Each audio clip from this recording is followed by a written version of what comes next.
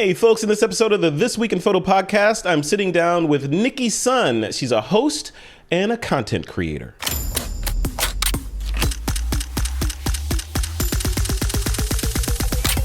This is TWiP. Hey, welcome back to the show. I am your host, Frederick Van Johnson. I am lucky enough to be sitting down with my friend from Southern California, Nicki Sun. Like I said in that intro there, she's a host and a content creator. We're going to dive into what exactly that means. And, you know, normally during these episodes, I kind of have an idea of where the show is going to go or what topic I want to kind of land on. But when I talk to Nicki, we just meander, and it's always compelling. It's always interesting. And that's what we're going to do in this episode. We're going to meander all around the world of technology. Nicki Sun, welcome to the show. How are you doing? Hi, Frederick. Well, let's meander. Thank you for that animated GIF. I'm making an animated GIF from that. There you go. You're welcome. You're welcome. So how are you doing? You look great. You sound great. What's happening? Oh my gosh, it's been amazing. I mean, honestly, as content creators, we basically work from home. So like nothing's really changed in the past couple of years.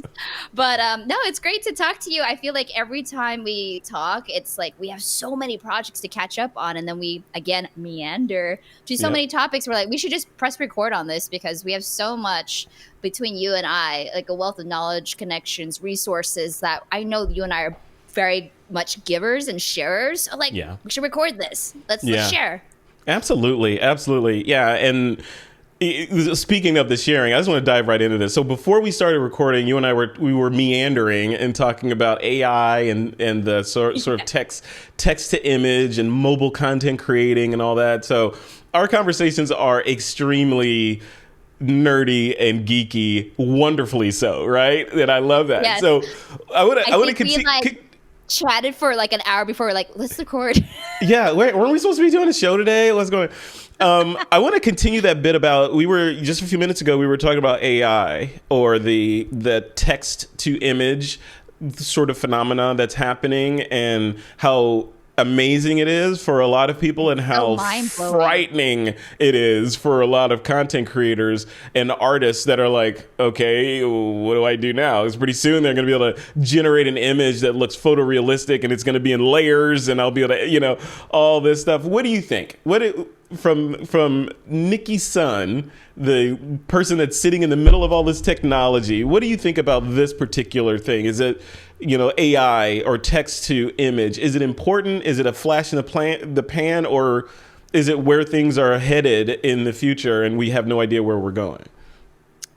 Wow. Okay. Well, I know breaking it down. I mean, first of all, any technology that allows to have a more simplicity or more efficient flow, like I'm a fan of, but we always talk about like ethics of it. And also like, what does that do with like original content creators?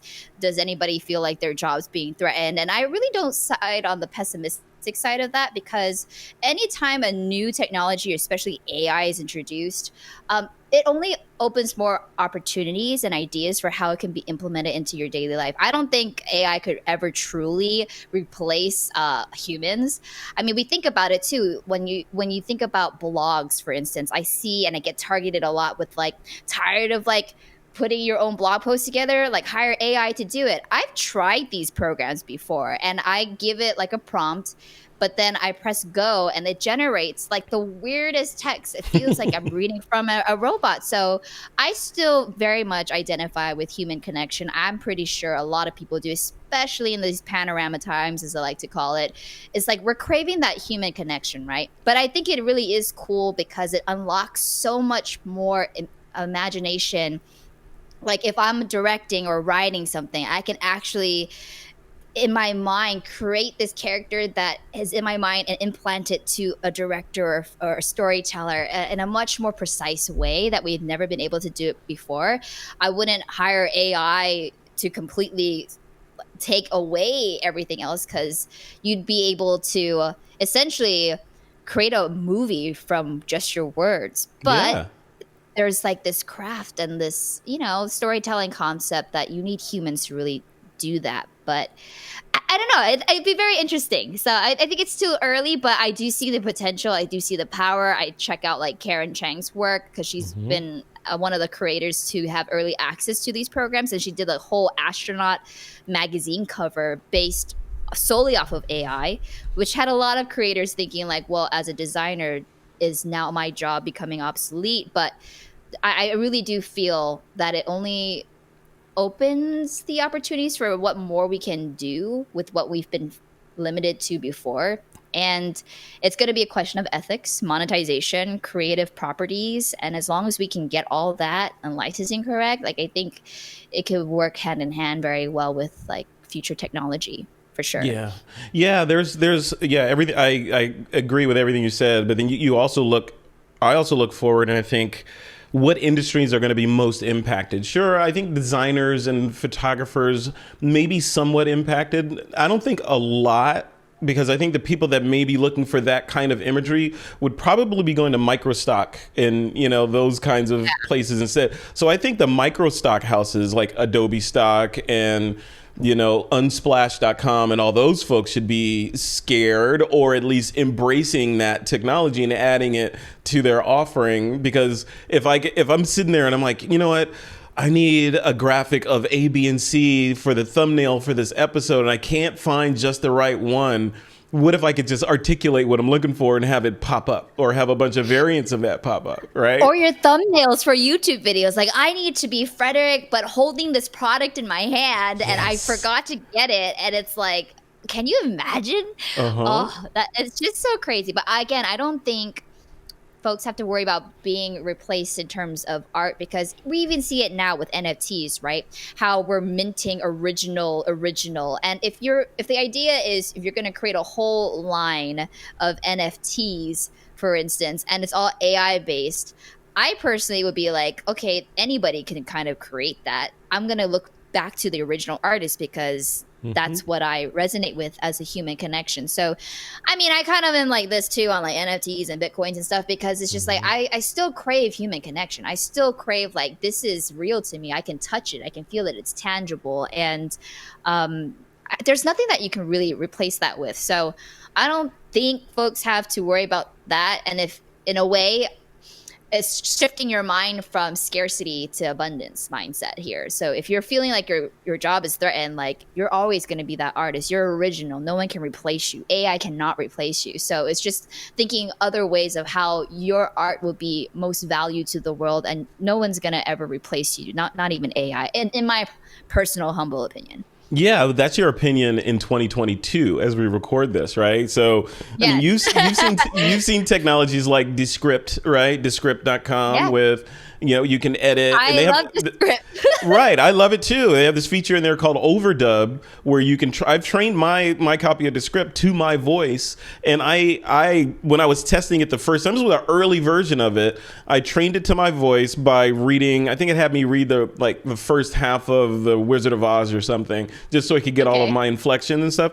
And then when it was done, I copy and pasted the Gettysburg Address into the app and said, "Read it as me." And it sounded, I mean, you could tell there were like rough edges in there, but it sounded like Robot Frederick. That's what it sounded like back then. Wow. So I'm thinking, so then I start overlaying things. This is how my brain works. I start overlaying. So I'm like, okay, if we're only back then it was like 2020 when I first tried it.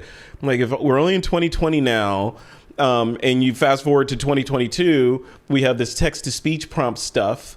We have deep fakes out there. We can synthesize a voice. What's the stop? Like in the future, could you see a future where someone could come to you, Nicki Sun, and say, you know what, we love what you do. We want to license you, or we want to license your essence, and then do whatever the hell we want to do with it, right? So now they have Nicki. They could do a deep fake of Nicki, a deep fake of Nicki's voice. Have you read anything? Have you hold any product using AI? They really just build another Nicki to do anything. Like, that could happen, right? That could happen, and it's terrifying, because I do see TikTok accounts of like deep fakes of Tom Cruise, and I saw that. Deep fakes of literally somebody is creating just TikToks utilizing all the deep fakes of celebrities, and people are actually thinking it's real. And of course, like, if there's no disclaimer, one could think like The Rock actually harmed somebody, you know, and you're like, that's bad press and that's BR, but then it's also a deep fake. So it is terrifying. Very, very terrifying. Would I ever license myself? This is me in 2022 saying no, not even for $1 million, because there's so much you can do with my identity and you're stealing that from me. Like it takes away my authentic self. So I don't know. It has always been a thing of mine that after I do all this media studies and do it, like I do eventually want to teach a course. I want to be a professor. What I would focus on though is like media ethics, sensitivities, and like also how do we, with great responsibility, with great power and technology comes great responsibility. So how do we establish that in a time where you can literally create content, deep fakes, and pass it off as somebody, and you know, there's just so many ethical things around that. But there was a science fiction movie like that. There was a science fiction movie. I forget who the actor in there was. I think it was Glenn Close or someone like that.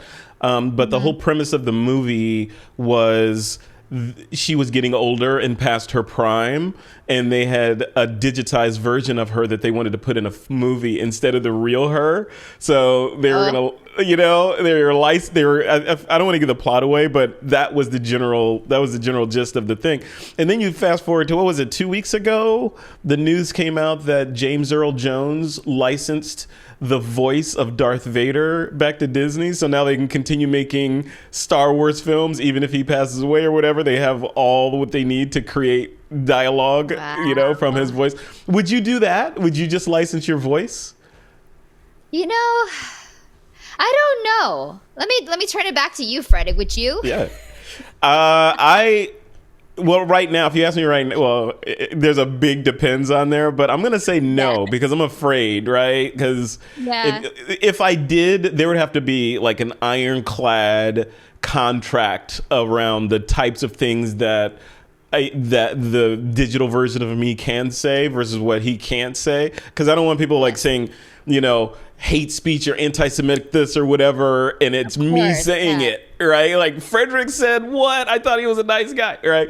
I don't, even if they later realize that, oh, that was fake, it's still damaging, right? It still takes some points away. So yeah, if there was a way to safeguard against some nonsense like that, but right now, I don't think so. I don't think so. But knowing that there's no promises in anything and that stuff is bound to happen, I'd say no, probably, most likely.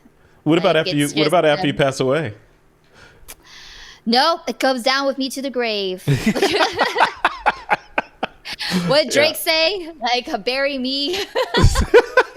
Exactly. So, well, you got to have that in there, right? Because I wonder, you know, this is going to come up in court at some point with everyone putting everything online with TikTok and streaming and all that. You could easily build a voice model from most people that are active online, right? So I wonder if there's going to be a court case in the future where someone resurrects someone's voice, right, and uses it without permission. It's happening already. You see like the holograms with Whitney Houston, with Tupac. It's like there's so many ethical things around that. It's like, well, does it go to the family? Is the family just profiting off of that? So I mean, like, to make it easier, I just say once, you know, your legacy lives on, but like, don't touch it. But I mean, that's just my personal opinion right now. Obviously, if things were to change and there's parameters, like my opinion might change on that. But I just feel like it's so difficult, especially when you're dealing with loss, to bring people back from the dead. There's just so many things around that. There might be things that you don't want certain things to come back or from the past to haunt you. And I don't know. It's just really interesting to see how that carries on. But it would have to be a very interesting situation. You overlay metaverse stuff into that too. So imagine, let's say this metaverse thing takes off and now there's a whole virtual world and you go in there and you see one of your dead relatives or somebody, or Abraham Lincoln or somebody that looks photorealistic, sounds exactly like them, uses their same tone and inflection and all that, and you're having a conversation with them. They have most of their knowledge because of the network, right? They have all the knowledge of that person. That's a distinct possibility. Like in 30 years from now, that could become a foregone conclusion. We're in only 2022, and we're able to do this cloning of voices and people and faces and all this crazy stuff. Imagine if we survive and the entire planet doesn't dry up or something, 10 years from now, it could be insane. And is that a good thing? What does that bring with it? Like you said, with great power and tech comes great responsibility. But we as humans are known to mess up anything that all of our good stuff. We exploit it for profit. You know, we do a whole bunch of nasty. There's always a contingent of humans that are going to look for the cracks, you know, to kind of exploit things. So what do we do when that starts There's happening? always that one person or group of community that either ruins it for the rest of the folks. That's But right. you know, I'm always been very cautious. Like, even though I have a tech channel and I run a tech shows, like I don't need the latest and greatest all the time. Like, I know what works for me personally, and it's not like a falsity of like, oh, in order to be this or successful, you need to buy the latest and greatest and you need to spend millions of dollars on it. So like, even when it comes to technology or like software or hardware, I'm always very cautious. Like, I wouldn't say like I'm an early adopter, but I'm cautious, because what goes out there, and when you're signing contracts in perpetuity and everything, like that stuff will affect you for the long run. So I'm always thinking about what's going to affect in the long run. I'm not looking at short-term gains. I'm looking at my long-term stuff. So when it comes to especially like AI and, you know, owning parts of me, it's like, that is a huge thing to be talking about. It's like bigger than like signing your on your first home or your like licensing a car. Like it's a huge thing. It's like your identity. It's how I could equate it to like doing the deed with like Ursula from Little Mermaid. Like, what is it for your voice to steal your actual voice is somebody else's life. It truly is that scene when she's like turning like folks, taking their voice away and putting it into her body. It's just something about it. It's just will always feel evil in a way to me. But okay, here's a non-evil hypothetical. Let's see if this if you would let's throw some hypotheticals at me. I'm throwing some hypotheticals because I am hypothetical and analogy man. Okay. So you sign contracts with big brands all the time for different projects, right? So what if big brand A comes to you and they say, we want you to do this project, blah, blah, blah. We're going to record over this week. You're going to come to the studios. It's going to be great. However, we're not sure what the name of the product is going to be yet, but the production schedule says we need to have all principal footage and photography done this week. We'll be naming a couple of weeks later. It just worked out that way. Nicki, can we voice print you so that when the product comes out, we can just edit so that you're saying the correct product name and they're using Descript or whatever? Would you say yes to that? Would you give them the reins to be able to make and puppet Nicki to say whatever the heck they want you to say? Here's how it's gonna go down, my friend. You say this is a big brand. You got the money. You have the money to fly me in ADR that in person to get it on. You don't need to rely on Descript and audio. That's, at the end of the day, you're gonna give them the power to say, I don't need you at the end of the day. You give them the power to be like, I don't need creators anymore. I can just buy out their voice. Yes. And that is so barbaric to me. No, you have a big budget. You can fly me in the same day. And if I can't, like, you fly your team out to me. That's how big brand is. So, I mean, flex on that. So you would? So you're talking big now because it's hypothetical. But if we're talking, all right, Nick, let's put a finer point on it, right? Let's put some skin in the game. If they say, Nicki, we're going to pay you, I don't know what your rate is, but, you know, $500,000 for this thing. It's going to be, you know, we need you for 5 days to get it done. It's going to be great. You're going to be distributed all over the world. You're going to be on buses. You're going to be in Times Square. That's the whole deal. But we only have $500K for this, and we need to record it this week. But we need you to sign this area in the contract to allow us to voice print you so we can change the product name next week if we want. Would you tell them to pound sand? Would you negotiate? 500K's on the line. Would you? Well, I could always negotiate. I just redlined in perpetuity and making sure that the deadline of being able to renegotiate my contract is in place. So true. That's my biggest thing for content creators. You see in perpetuity, run, or at least redline it. And if they're not willing to renegotiate in perpetuity with you, then it's a bad deal. So yeah, in that case, 500,000, I would ask for approval, before it goes out. So I'm not being like AI to say like some god awful name of this project. That's right. You know, some like real hate speech, you know. So I would always ask for no in perpetuity, a non-exclusive, and I have final say at the end. Yeah, you can hit me with that 500K for that. But yeah, as long as all the other parameters are in place, then yeah, of course. Yeah, but if you're like gonna say you have my voice for 500,000 indefinitely, then yeah, that's the no go. So I would always negotiate, and if it's not in the contract, it can be in the contract. So for creators out there who are like, I'm working with these big brands, I'm afraid if I say no, it's gonna slow down the contract. I lose out on an offer, or you know, I'm negotiating with the mouse or like some bigger brand. Like, you have every right. You're a person. No one is more important than you. So just remember that, like, if you're playing big with the big leagues, like they are coming to you for a reason. They recognize you. They recognize what you bring and what they value. So they actually probably at the end of the day would respect you more too, to stand up for yourself and realize that you're doing all this work for like $100. Yeah, I would want you to like speak up and be like, no, my rate is 5,000 an hour, you know? So because nobody wants to like disrespect you, but if you don't say anything, they're going to continue in a way disrespecting all the other creators that come after who didn't say anything. So in a way, I take it on as a social responsibility. If I don't say anything, they're going to continue perpetuating this idea that creators are worth X amount because they don't want to like ruffle feathers with a big corporate brand. I'm on the opposite side, Robinhood, will you please? And I'll be like, no, like, this is a really crap deal for both of you. So miss me with that. Yeah, it's so interesting because there's a lot of variables in there too, right? Because it depends on what's happening with you financially at the moment. You may really need that money. It may solve a lot of problems.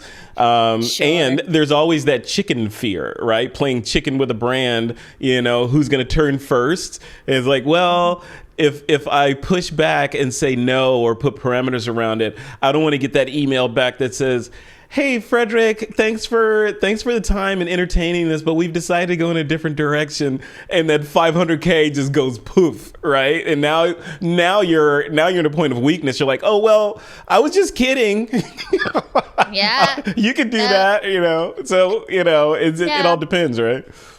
It's my end of the day was the moral compass of it, right? If I feel like this is me being 100% authentic, true to my integrity, then saying no or yes to any deal will always be the best deal for me, because I can sleep at night. I have no guilty conscience. I feel like my relationship with money is so different than what it used to be, because again, I'm coming from an abundance mindset now, not a scarcity mindset. Like, this is the only job for me, or like if there's only one role, like everybody is competition now. Like, the only person I'm competing with is myself. And if I didn't get that role, it's because it was not meant for me. But somebody else taking that role who looks like me does, in fact, broaden the opportunities for more projects like that to be greenlit. So I'm just waiting for my time. And I'm sitting pretty. Like, I don't got to force anything. Again, content creation and this whole creator economy, it is a marathon, not a sprint. And I've been in the game for more than 12 years, and I've seen the changes. And the platforms that we use, when folks are so into one platform, it's not about the platform. That one day, you know, Periscope, Vine can be taken away. So what do you do now? Apply the same principles, apply the same business tactics, apply the same strategies to everything else in life, and you're golden.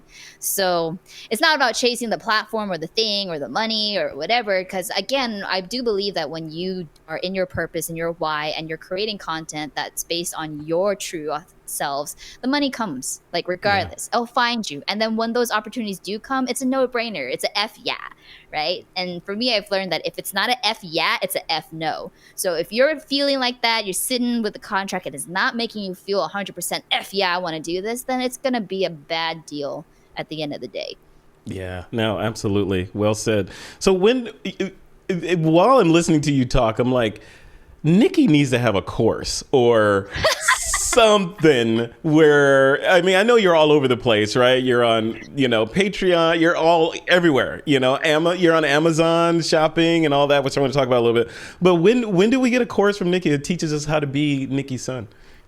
It's like you've read my mind or something. I literally have a couple of calls tomorrow to figure out how to get myself going on online course. I think I've been my own stopper to it, my own paralysis, should you say, because I've come from like an imposter syndrome mindset before. Like, there's so many creators out there. There's so many X, Y, and Z. Like, who would want to learn from me, or what do I have to offer? And the reality is, you are your own unique voice, and no one will ever be like you. So, the idea that there's not enough room for me, or the market is too saturated, is just not true. What I've been holding back on is truly being a perfectionist. It's like, I need to get the best platform. I want to make sure people get their ROI, or return on investment. I don't want to be this hack that is putting ads out there saying, oh, you can get a Lamborghini because, trust, we've all seen these cheesy, salesy, like online courses. And that's not what I'm trying to sell here. If anything, I genuinely love seeing people succeed. I love being able to equip people with the tools they need to succeed. So that's kind of why I did my Amazon shows, because I was talking a lot about the gear that you would need, and everybody's like, how do you utilize it? Or in your practice, I'm like, let me show you. And they're like, well, can you give me a link? And I was individually sourcing everything. But now with Amazon and like live selling, it's like I'm turning my time on Amazon as an educational course. I'm not focused on the selling. I'm focused on how people can elevate their game, to create the content, to create their personal channels and elevate them in that way.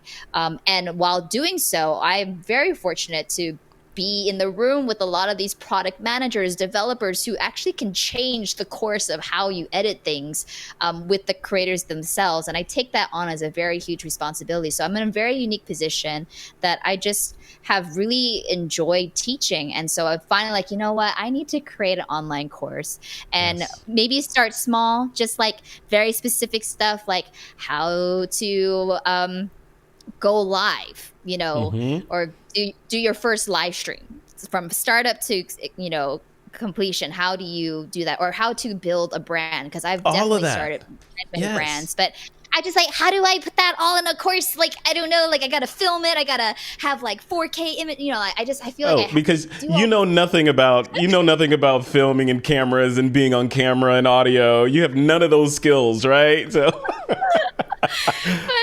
it's just like, it's so meta, right? It's like, how do I talk about how to, light yourself on camera while doing a record, so it's more like, I stop myself. But, just talking to you about online courses and communities, Frederick. So I'm inspired. I'm extra inspired, I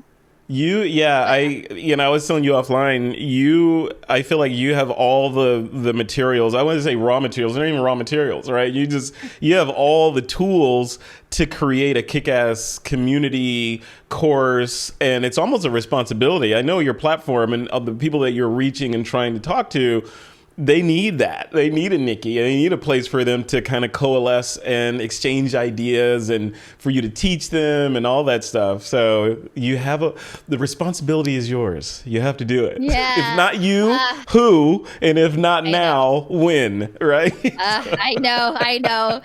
Like, literally, I'm Mindy Kaling's book of like, if why not me? Yeah. And it's just one of those things that I feel like I've always, again, sometimes I feel like in this creator world, that's why I don't like the word influencer. I prefer content creator, because I think if we're going back to our AI mind of like, paint what an influencer looks like to you, it has a negative connotation to it. It's the whole like, let me sell something that I don't believe in for like 5 figures and just pretend that I live this lifestyle. And that's kind of like a lot of what people think about influencers.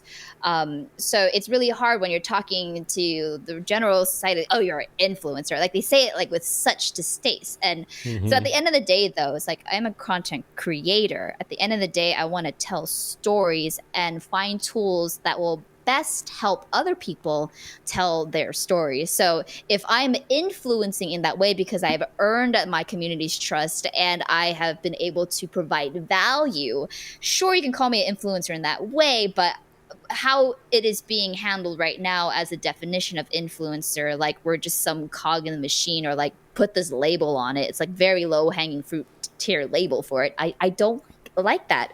Yeah. So that's why it's always been hard to like, let me do an online course or do all these things. But I realized that I really do have something to say. And the reason of why I'm doing it, it's not ever been for fame. Lord, I'd have like 1 million subscribers doing other things right now, start at OF, right? Selling feet pics. But like, I don't do that. So it's just like, how am I going to keep this integrity, do what I want to do? How did your brain go to feet pics? Well, because that's like the huge thing about OF, right? OnlyFans. And so, it's like, I don't know in this day and age where you talk around like, how do we get money? And the idea is like, people just see women creators and like, if you started an OF, you make so much money, just sell feet pics or do something where it doesn't show your face. And I'm like, that is just so disheartening to me sometimes. I mean, great for the people who are making literally $1.4 million a month doing OF. But I don't think I could ever bring myself to do that. Like, if it was something where I would be valued equally as much for my tech knowledge, that you can pay me $1.4 million a month to like share my knowledge, that's where I'm trying to figure out, where does like the people's voices that need to be heard, the people who have a story and are doing it like just amazingly, but may not have the following, but they deserve all this stuff. Like, where does that come into play at the intersection? That's what I really want to focus on. And it's just hard because like without the shock factor or the virability factor, it's really hard to feel like you have skin in the game, right? Right. But with social media, and that's why I just really don't focus on the follower count, but it can feel like a numbers game sometimes, and that's why I really focus with working on brands who see past the numbers and realize that there's more than just a number. It's like, can you really reach the audience that you aim to serve? And if so, having a big company back it up does its wonders. Like, I know I'm a great host. I just know I need the opportunity to be in front of like millions of people and to prove myself. But in the ways to get there, I don't do viral dances. I don't do OF. I don't do all these other things, and that's okay. But I will like live and breathe and die on my like mission, and I know eventually one day the right person or the right brand will see the value in that, and then I'll never feel like I'm living a lie. So I'm just waiting for that moment. I know our time on Earth is short and very precious, so I'm not trying to like, I need to do it by tomorrow. Like, this whole thing of like 12 plus years in the media and trying everything there is to learn in media has been a marathon, and I'm just genuinely so happy just to be around people, meeting awesome people like you, Frederick, and just really like the game changers and mind thinkers, the intellectual folks that are really on the cutting edge of technology and wanting to do good with that. So that's my MO, and I don't know, like, you don't gotta pay me for that. It's the journey, right? I mean, you're talking, it's the journey, not the destination. Like you said, there's a finite amount of years that we have on Earth, and what's the finish line? The finish line is the journey. It's remember from school, Maslow's hierarchy of needs, right? We have those: food, shelter, clothing, procreate, if that's your thing, right? So that's it, right? Whatever fulfills those things, right? Yeah, and as I get older, I realize, it might be fun to just like enjoy life with a partner, or enjoy certain things, so as I go through life, and even like I'm at this age now too where like do I have to consider like freezing my eggs? Like, that is an extra step that women who want to be mothers eventually, but maybe not now because they're on their game, like, have to think about. It's an extra cost. It's not covered by health insurance. It is a perk now for a lot of these big companies like Google, Facebook, and Apple to like introduce that as a health benefit for like protecting the woman in the workforce like not needing to choose between motherhood or their job. So it's just, and it brings another fascination. Like, now you see all these like egg freezing clinics now, and it's not taboo to talk about. And that's stuff that we like to talk about on the new podcast that we just started, is talking about these things that maybe are not so much taboo, but we don't talk about it enough, and it doesn't seem normalized, and it should be, because being a mother is a very wonderful thing if that's your MO, but also having a career that you have your own voice is also amazing too. And it doesn't mean you have to choose one or the other. How can we have both?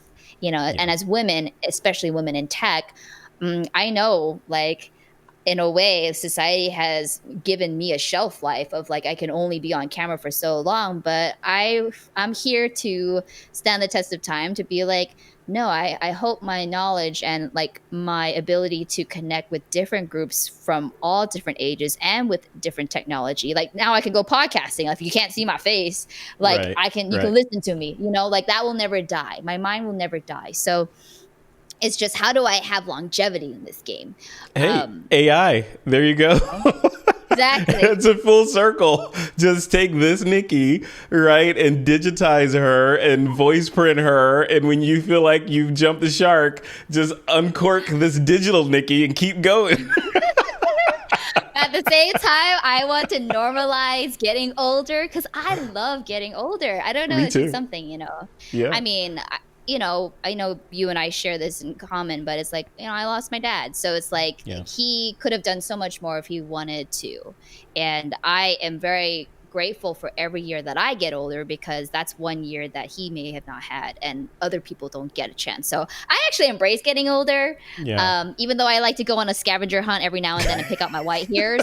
But just shave them all off. Fun. That's what I do. Just get rid of everything.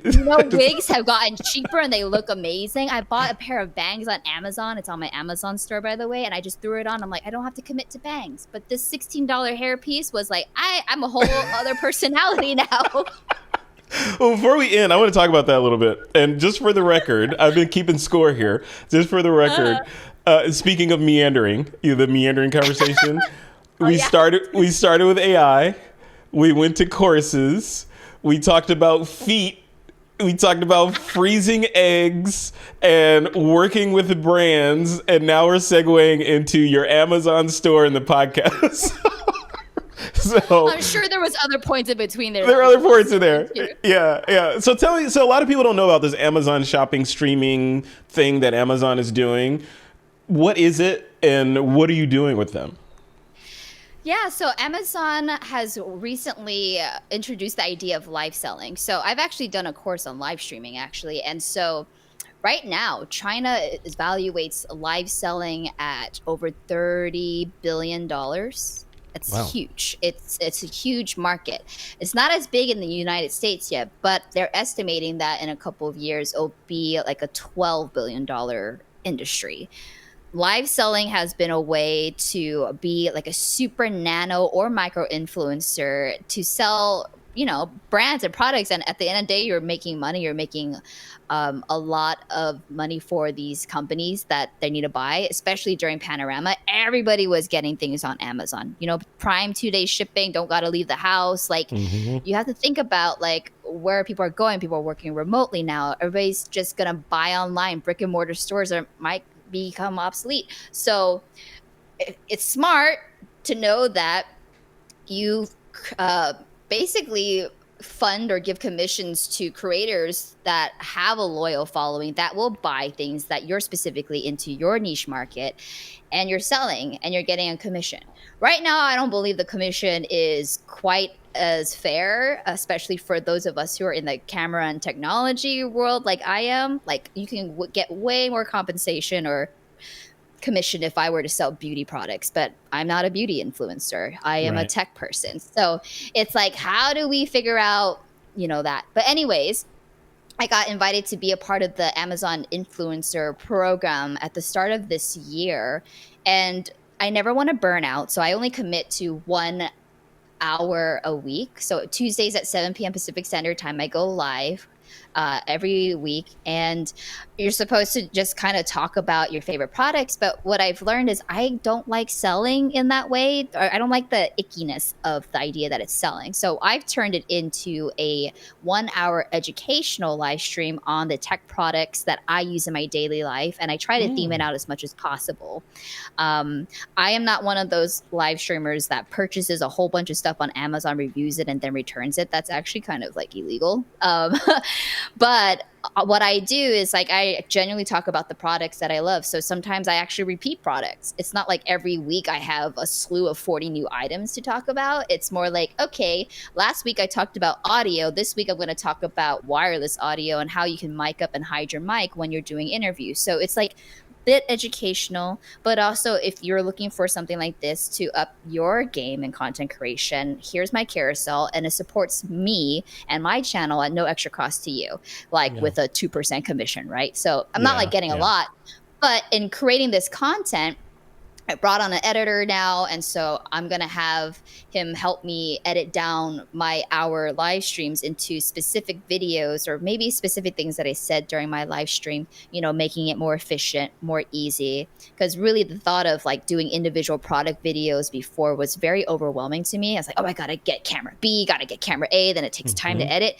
Live stream is so amazing because as natural hosts and on-camera hosts and one-take wonders, you can literally just press record and magic will happen. And now it's like, well, instead of putting an hour out, let's edit down that content because it took me 1 hour to produce this show versus other times it would take a whole day to talk about one product to make it so perfect. But again, live is more authentic. It's your personality. It's one and done. You start and you finish during that time. That is your production schedule, is like that 1 hour or a couple of hours to like, you know, set it up on the back end. But you're not there sitting in front of your camera all day, like putting together these long videos because people are naturally wanting to interact and be live with you. So that's the one thing about being live. I go live, the people in the chat are asking me questions and I can like play with it, you know, so you don't have to spend your hard-earned dollar to like ask me a question about this, or you have to get it and return it, go through the hassle of that. Like, so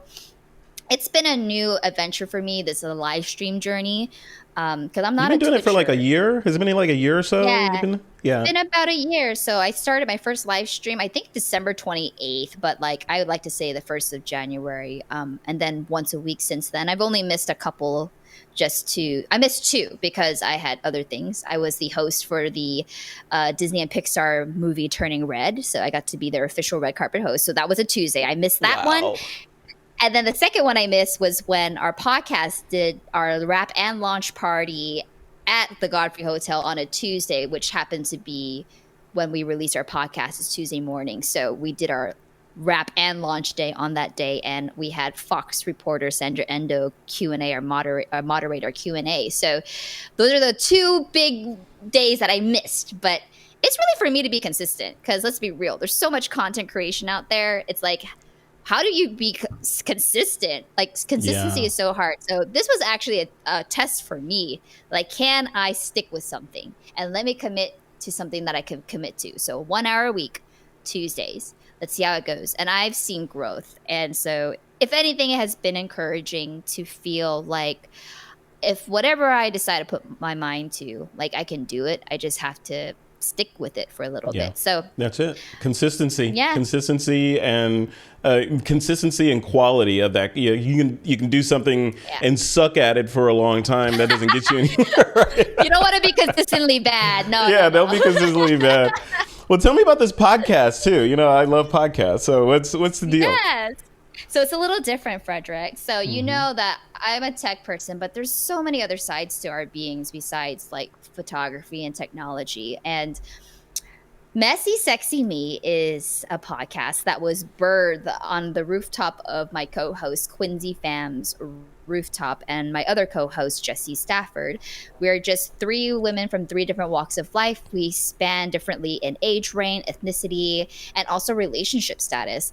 And we were talking very deeply about things. And I'm like, who goes to parties and say, hey, let's unpack all your trauma in this next hour? Like, no one goes there. Like, when you're like hanging out with your girlfriends, you're going out for a cocktail or you're going out dancing, and you're not really unpacking certain things like, you know, maybe relationships, or maybe it's hard to communicate with your partner about what your needs are, or even when it comes to like different things that might be considered taboo, like sex and orgasm. So from the boardroom to the bedroom, we offer a very unfiltered take on relationships and on like just how we three individually are. So it's very, very different from tech. That's why it's really nice to brand myself like this is my tech side. But for my other sides of what life is to me, when it comes to imposter syndrome, when it comes to manipulation or narcissism, or recognizing these key factors, or what we look for when we search your Hinge profile or your dating profiles, and like our fresh take on what it is. And we're real about it. We're so unfiltered. We will drop F-bombs. So if our tagline is literally don't tune in if you're perfect, because none of us are. And for those who are parading around to be, this is not the podcast for you. We have like mic bumps. We have like, puffs in our podcast because it's real. We're having a genuine, real conversation. We literally talk about what topic we want to do, whether it's a messy topic or a sexy topic, because definitely we get vulnerable, we get deep, but we're also hilarious. And we talk about things that happen during and after all these other things that are considered taboo. So I don't want to ruin it for those who might be faint of heart in a way. But you can check us out. We're on all major platforms. It's Messy Sexy Me. You can catch us on Spotify, Apple Podcast, Amazon Music, and also our website if you don't want to download any app, messysexyme.com. But it's been a very... Honestly, Frederick, like being able to share and speak my truth outside of the tech world has been so cathartic for me. It's like knowing that what I have to say has value and it has weight. And I don't have to just always be this tech person, or I always don't have to be on a camera or a personality. Like just having my now sisters, as I refer to them, has been really wonderful to just talk about all these other things about my life that I don't normally get to talk to with everyday people. And I hope that listeners listening to this podcast can realize that maybe they have some deep diving and internal work to do themselves, and really to live the best life that they possibly can, and to ask for what you want and ask for what you need and ask for what you deserve, because you absolutely deserve it. So the idea is that we have to be held to what society thinks we should be because of X, Y, and Z. Like, we're here to dismantle all of that. And I think we do it in such a way that is so vulnerable, but so hilarious and just so truthful. And I think it's what more people need to hear when it comes to podcasts. But come listen to our corner of the world of podcasting. Was it Messy Sexy Me wherever fine podcasts are found? Yeah. I love the way you position that, of like, if you don't want to bother with downloading an app, you just want to sample it, just go over to the website and listen to it there. That's perfect. I love that. What a good way to position that. Yeah, but I mean, what works so much and why we're so able to, like, from never having started a podcast before to like recording 17 episodes and also throw the launch party of our dreams like in 4 months, like it's a testament to who we each individually are. It's not because people know us because of this podcast. People know us individually as founders and owners of our own multimedia agency, our companies, our event planning productions, and we just happen to vibe so well that we're like, let's start a podcast. So now it's like everybody's knowing a little bit more about our deeper, vulnerable sides, which is a little frightening for me. Which is good, like, though. Right? Because normally everyone is, so myself included, we're very one-dimensional online, right? You only see one side, only one side of the prism at any one time is showing, and no one knows what's going on behind the scenes. I think it's brave. I hate the word brave, but I think it's smart and just forward thinking to show that other side. And it sounds refreshing to not always be talking about tech. Now you can talk about, hey, these are the things I talk about when I'm not, working for a brand or behind the mic or whatever. You can have that and expose it. And I think it adds value, at least from my perspective. I would be more, if I listened to your podcast first, and that was my portal into being introduced to Nicki Sun, and then I found out you were streaming on Amazon. Hell yeah, I'm gonna go look over there. Yeah, I'm gonna go check that out, see what she has to say in that side. I'm gonna buy your course when that comes out. All that. Yes, hold me accountable. Oh, I will. I will. I will. That's what I do. That's what I do. Yeah. All right. Well, let's wrap this up. Where should people go? Like, where's the kind of the Nicki Sun roam where all roads lead to, where people can pick and choose where they want to connect with you at? Choose your adventure. Yes. Yeah, my choose adventure starts at nickisun.com. Just make sure you spell it correct. I've already said this plenty of times, but it's NICKISUN.com. Nicki as in Nicki Minaj. So and sun as a sun in the sky. So nickisun.com.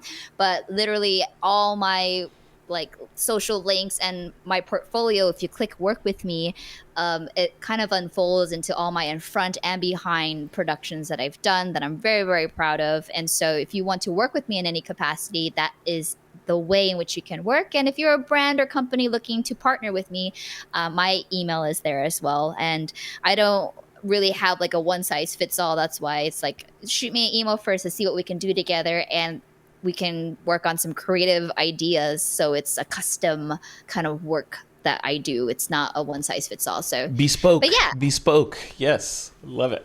Yeah. Very good. Nicki Sun, I appreciate you. Thank you for coming on. We have to do this more frequently than like, what was the last time you were on the podcast was like over a year ago, I think. And in that year, it's probably more than a year. In that time, the world has changed a little, right? So next time we talk, we can't be, next time we do this, we're like, God, you remember when the oceans weren't dried up? You know, I know.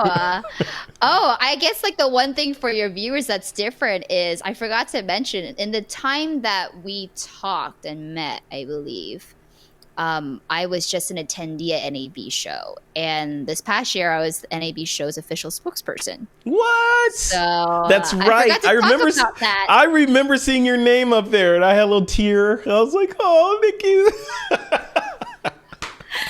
But that's been like years of just, grinding and just wanting to advocate for more women and diversity in the tech space, and for it to like come full circle, like really meant a lot to me. So it's just been like tech has been very kind to me, and I just want to continue paving and knocking down doors and allowing more people like me to be in the space. So, thank you for bringing me onto your show, Frederick. Truly, it's nice to say that I got to be on your show twice now. It's not a one and done thing. Like, you'll have to get rid of me. You'll never get rid of me. I love it. I love it. Good. I love it. Hey, before we leave, I got one last geeky thing to throw at you, because I need your opinion on this, because you're a tech person. The object of my how us nerds, we get something and we're like excited about it, when we first get it, especially when it works right. This is this thing, which I think I'm going to do a review on it. Tell me you have this. Look at this. What is that? The DJI wireless audio? Yes. Oh, you do have it. Oh my God, I love it. I don't have it, but tell me how you like it. And if DJI is watching, sponsor me. Yeah, send her one, DJI. Send this woman this, and yes, I do like it. It is the best mic set that I've owned, and I own the Rode Go 2 as well. This thing beats it on a number of different levels, but yeah, I'm just curious. I'm very excited to hear about like the battery life and like any wireless because I've definitely worked with the Wireless Go before. I've worked with a lot of off-brand ones like CK MOBA. I worked with Ceramonic Blink 500B2 wireless system on all my live streams actually, but I have not yet to put my hands on the DJI. But I just like how they're just coming out with so many different things. But I do have like their DJI Osmo Action. And I'm like, okay, so they're going from drones to, kind of like videos and now audio space. So that's very interesting. That's very interesting. Yeah, it's good. Yeah, this is another conversation, but yeah, it is. It has changed kind of the loadout of my bag. So we'll say that in a good way. Okay. Less stuff. Less stuff is better. Yeah. Yeah, less is more. All right. Well, I'll let you go. Thank you so much, Nicki. I appreciate you. Good luck with everything. And yeah, this is great. It's always good chatting with you. Hopefully we'll meet in person at some point. We have never met and shook hands in person. At some point we're going to do that. I'm committed to making that happen before 2024 rolls around. So it's going to happen. Okay. We got a year and a couple of months and some change to do that then. Yes. Actually, I meant 23 because I feel like we're already 20. Okay. So within the next couple of months, you and I are shaking hands. I was like, you don't want to see me for another year and a half? All right, jeez. I'm on the long list, not the short list. I'm just saying. It's a long list. I'm just saying now. All right, Nicki Sun, you take care of yourself and I'll be in touch.